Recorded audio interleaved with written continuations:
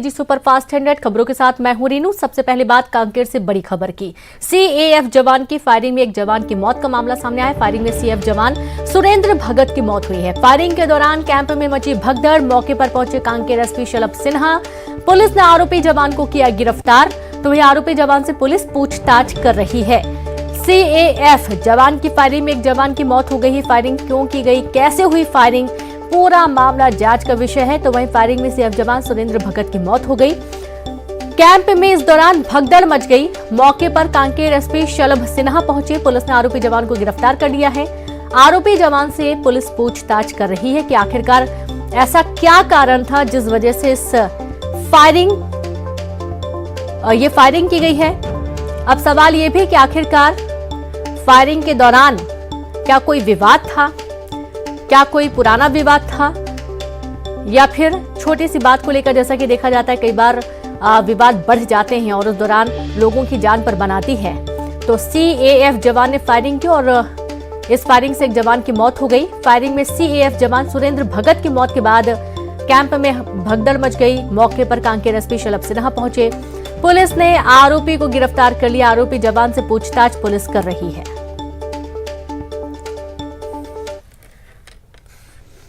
चार का गार्ड लगा था सर, और हमारे गार्ड कमांडर सर जो थे, मतलब रात में एक बंदे का तबीयत ख़राब था, माइल्डली प्रेशर से मतलब डिस्टर्ब था। कांस्टेबल 418 पुरुषोत्तम सिंह डिस्टर्ब चल रहा था। उसकी ड्यूटी थी नाइट में 12 से 2। उसके बाद मेरा 2 से 4 रहता था, उसमें उसको रिलीव करता था। और रात में तबीयत ख़राब होने के कारण मेरे गार्ड कमांडर जिनकी मौत हो गई है वो मुझे बोले 1 बजे जगा दिए थे रात में। क्या नाम है कमांडर की मौत हुई? Sir head constable 81 number Surendra Bhagat. वो बोले कि ब्रिजेश जगो, ड्यूटी कर लो, पुरुषोत्तम की तबीयत ठीक नहीं है। मैं बोला ठीक है सर, मैं कर लेता हूँ। तो मैं ड्यूटी किया सर 1 से 4। फिर उसके बाद मैं आके सो गया। तो मेजर बोले कि मतलब मैं सोया था तो 7:30 बजे करीब मेजर टहल के आए सुबह में और मुझे जगाए, ब्रिजेश चलो नहा लो। मैं बोला कि मेजर आप जाओ नहा लो, नहा लेके यहाँ पे शार्टेज ही है, थोड़ा सिंगल नहाना पड़ता है। मेजर नहा के आए और बोले कि जाओ तुम नहा लो। तो मैं नहाने गया सर, तो मेरा एक बंदा बाहर चला गया था। तो देखा आपने जो पूरा वाकया इस दौरान हुआ, इस बात को की जानकारी दी गई। और सीएएफ जवान की फायरिंग के दौरान एक सीएएफ जवान की मौत हो जाती है और जवान की मौत के बाद से पूरे कैंप में भगदड़ की स्थिति बन जाती है। यहां पर मौके पर कांकेर एसपी शलभ सिन्हा पहुंचे। आरोपी जवान को पुलिस ने गिरफ्तार कर लिया। पूछताछ की जा रही है और संवाददाता खेम नारायण लाइव जुड़ गए। खेम नारायण, बहुत आश्चर्य की बात है कि एक जवान की फायरिंग के दौरान दूसरे जवान की मौत हो जाती है। पूरा मामला बताएं, क्या कोई विवाद है या किसी और बात को लेकर इस तरीके की वारदात हुई है?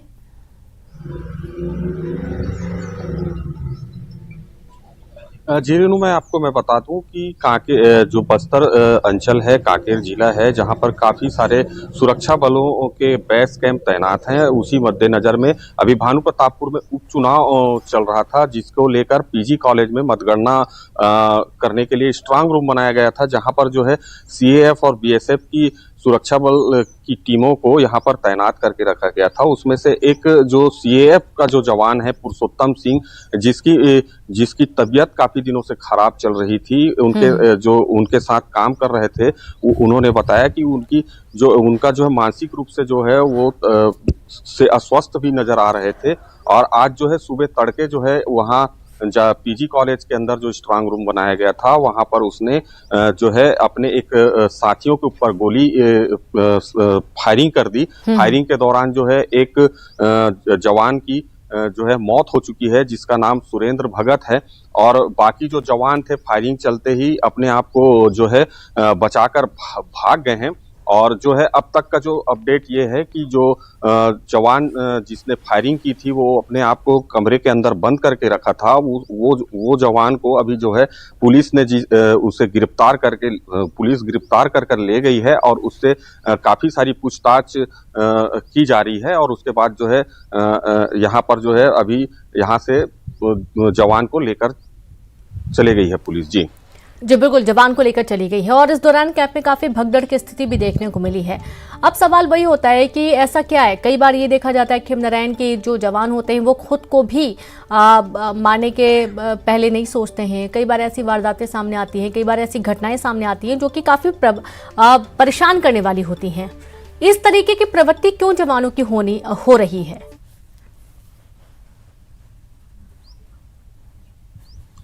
जी देखिए कि जो सुरक्षा बल में जो जवान तैनात होते हैं वो अपने घर से बाहर रहते हैं और जो है उनको जो है सुरक्षा के लिए तैनात किया जाता है। और जब उनको जो है कहीं पारिवारिक शादी में या पारिवारिक कार्यों में या जो है अकेलेपन के शिकार होने की वजह से उनकी मानसिक स्थिति जो है मनोबल जो है कमज़ोर हो जाता है, जिसकी वजह से वो या तो खुद को गोली मार देते हैं या तो फिर जो है उसके चिढ़ में मानसिक दबाव की उसमें जो अपने साथियों के साथ काम करने वाले साथियों के ऊपर भी वो है फायरिंग करते हुए, ऐसी घटनाएं जो है सुरक्षा बल के सामने अक्सर ये सामने आते रहता है। और समय समय पर इनके जो अधिकारी हैं वो अपने जवानों को जो है उनका मनोबल बढ़ाने का प्रयास भी करते रहते हैं, लेकिन ये घटनाएं जो है अक्सर देखने में आती रहती है। जी बिल्कुल। और कई बार ये भी देखा जाता है कि जवानों के बीच का विवाद इतना बढ़ जाता है कि कई बार जानबूझकर भी इस तरीके की वारदातों को अंजाम दिया जाता है।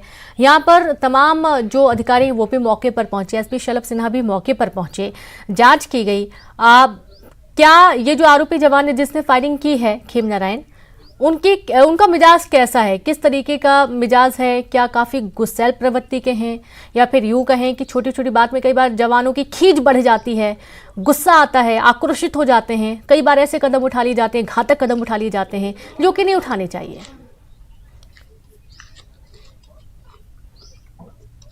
जी देखिए, अभी ये जो मामला है यहाँ पर जिस प्रकार से फायरिंग की बात सामने आई हुई है जवानों के बीच में, तो यहाँ पर तो अभी जो जो काम करने वाले साथी हैं उनका यही कहना है कि काफ़ी दिनों से जो है फायरिंग करने वाला जो जवान है वो बीमार या अस्वस्थ था, जिसकी वजह से उसे छुट्टी शायद नहीं मिल पा रही थी या वो अपने उपचार के लिए नहीं जा पा रहा था। उसकी खींच तो उसकी थी ही, वो उसके कारण से उसकी मानसिक रूप से भी वो थोड़ा अस्वस्थ नजर आ रहा था। यही कारण जो है उसके एक साथी जवान ने बताई है। जी बिल्कुल। और ये बहुत इंपॉर्टेंट हो चुका है आज की तारीख में कि जवानों के मानसिक स्वास्थ्य का ख्याल रखने की सख्त जरूरत है, क्योंकि इस तरीके की घटनाएं लगातार देखने को मिल रही हैं। खिमनारायण, बहुत शुक्रिया आपका तमाम जानकारी साझा करने के लिए।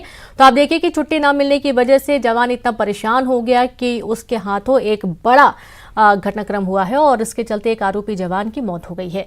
एक जवान की मौत हो गई। आरोपी जवान को पुलिस ने गिरफ्तार कर लिया है, पूछताछ की जा रही है। अगली खबर का अब हम रुख करेंगे, बात करेंगे बीजापुर से बड़ी खबर की, जहां नियंत्रित होकर यात्री बस पलटी, बस में सवार 2 लोगों की मौके पर मौत हो गई। रायपुर से बीजापुर जा रही थी बस, नेशनल हाईवे पर बांगापाल के नजदीक हादसा हुआ। हादसे के बाद मौके पर पहुंची पुलिस। बांगापाल थाना क्षेत्र का मामला है। विधायक विक्रम मंडावी घटनास्थल पर पहुंचे, घायलों को अस्पताल भर्ती किया गया। बड़ी खबर दे रहे हैं बीजापुर से, जहां बस पलटी और इस दौरान 2 लोगों की मौके पर ही मौत हो गई। तो अनियंत्रित होकर यात्री बस पलटी। रायपुर से बीजापुर ये बस जा रही थी, नेशनल हाईवे पर बांगापाल के नजदीक यह हादसा हुआ था। हादसे के बाद पुलिस मौके पर पहुंची और विधायक विक्रम मंडावी घटनास्थल पर पहुंचे। तो कवर्धा में जमीन विवाद सामने आया, जहां 2 पक्षों में जमकर मारपीट हो गई। एक दूसरे पर धारदार हथियार से हमला किया गया। मारपीट में 6 लोग घायल हो गए, एक की हालत गंभीर है। कोतवाली के 4 भाटा गांव का मामला सामने आया है।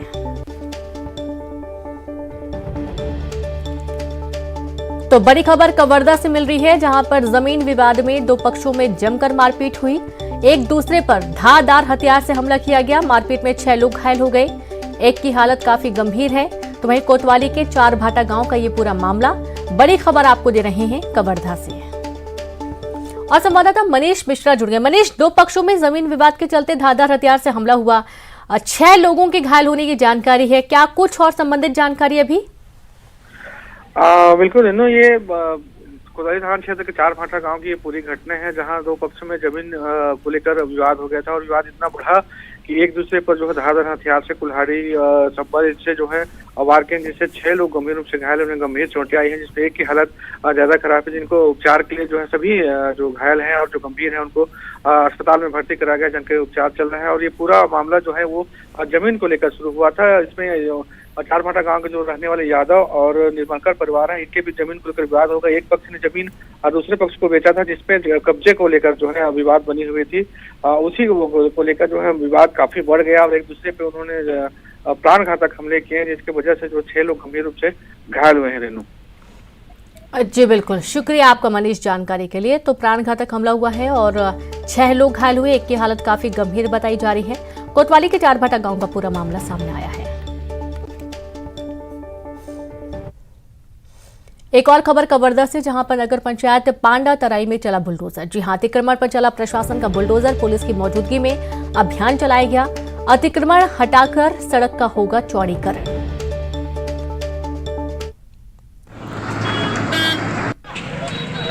तो ये तस्वीरें आप देखिए टीवी स्क्रीन पर, जब नगर पंचायत पांडा तराई में चला बुलडोजर।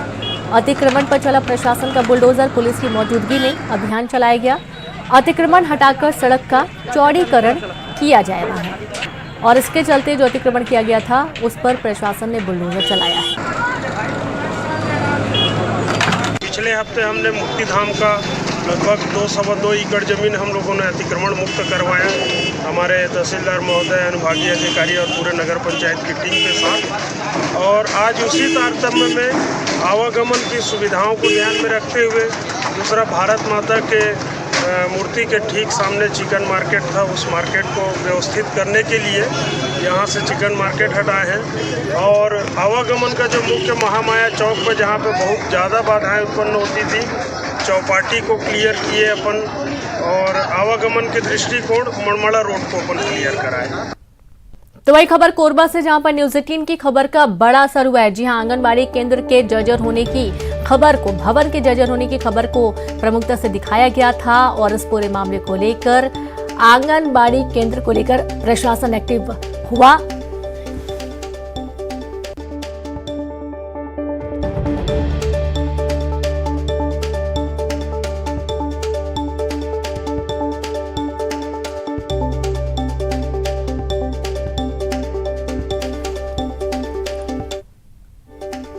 तो सांसद ज्योत्सना महंत ने कलेक्टर से बातचीत की। इस पूरे मामले को लेकर CSR फंड से जर्जर भवनों का होगा पुनर्निर्माण, कलेक्टर ने आदेश दिए हैं। तो बड़ी खबर कोरबा से है और आप ये देखिए कि कल ही न्यूज 18 ने इस पूरी खबर को प्रमुखता से दिखाया था।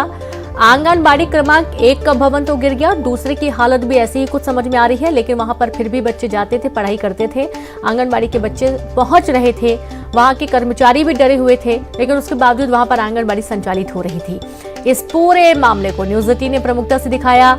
खबर का असर हुआ। जर्जर आंगनबाड़ी केंद्र को लेकर प्रशासन एक्टिव हुआ। सांसद ज्योत्सना महंत ने कलेक्टर से बात की और अब जो फंड की बात कही जा रही थी कि फंड नहीं मिल पा रहा है, CSR फंड से जर्जर भवनों का पुनर्निर्माण किया जाएगा, कलेक्टर ने आदेश जारी किए हैं।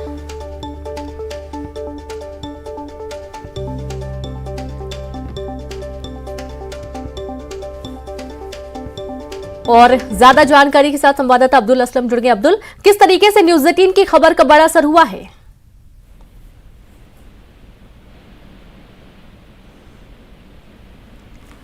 अब्दुल, आप सुन पा रहे हैं किस तरीके से न्यूज 18 ने खबर को प्रमुखता से दिखाया और इस खबर पर एक्शन लिया गया? जी, निश्चित तौर पर न्यूज 18 की खबर का एक बार फिर कोरबा में असर हुआ है। इस आंगनबाड़ी, जर्जर आंगनबाड़ी की खबर को प्रमुखता से दिखाए जाने के बाद सांसद ने इस पूरे मामले की सुध ली और कलेक्टर से इसकी जानकारी लेते हुए समन्वय समिति की बैठक में इसकी जानकारी ली और कलेक्टर ने इसमें कहा है कि CSR मद से जो जर्जर भवन है, जितने भी आंगनबाड़ी केंद्र भवन है, उनकी पुनर्निर्माण किया जाएगा और इस तरीके से अगर और भी कोई भवन जर्जर स्थिति में उसकी भी मरम्मत की जाएगी।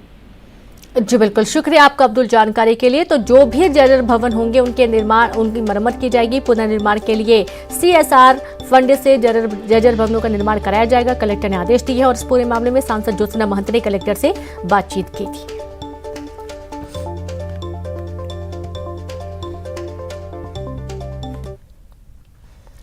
और अब खबर है बलरामपुर से, जहां पर करीब 40 हाथियों के झुंड ने माकड़ के जंगलों में डेरा जमा लिया है। शंकरगढ़ और राजपुर वन परिक्षेत्र के बीच हाथियों की मौजूदगी के कारण लोगों में दहशत का माहौल है। हाथी लगातार फसलों को नुकसान पहुंचा रहे हैं। भोजन की तलाश में हाथी ग्रामीण इलाकों का भी रुख कर रहे हैं। इधर वन विभाग हाथियों के झुंड पर नजर बनाए हुए है। लोगों से एहतियात बरतने की अपील लगातार की जा रही है।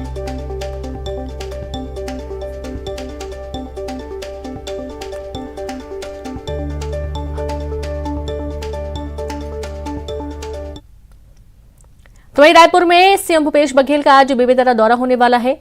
बेमेतरा में कई कार्यक्रमों में सीएम शामिल होने वाले हैं, जहां पर विकास कार्यों की सौगात भी बेमेतरा वासियों को सीएम देने वाले हैं।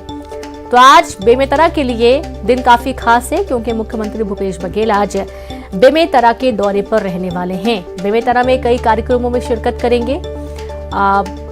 कई विकास कार्यों की सौगात भी आज सीएम दे सकते हैं।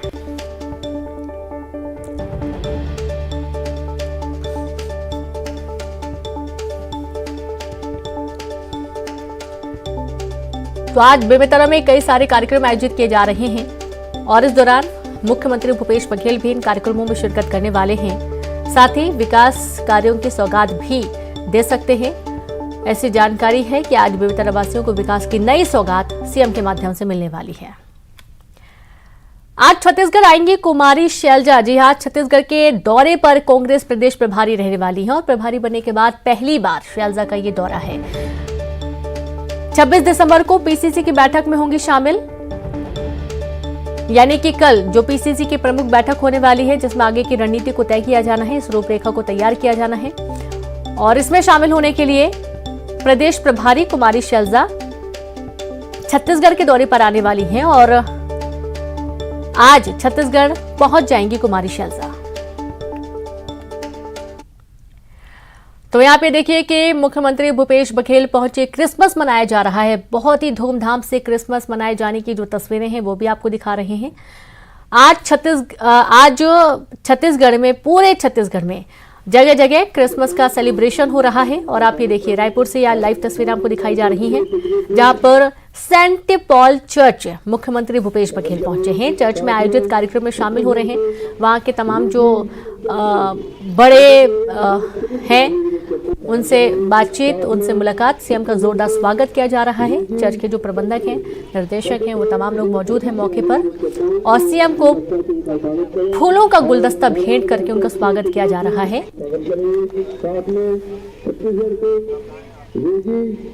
तो रायपुर के सेंट पॉल चर्च में आप देखिए खास सजावट की गई है। साथ ही साथ देर रात से ही जश्न मनाया जा रहा है, पटाखे फोड़े जा रहे हैं।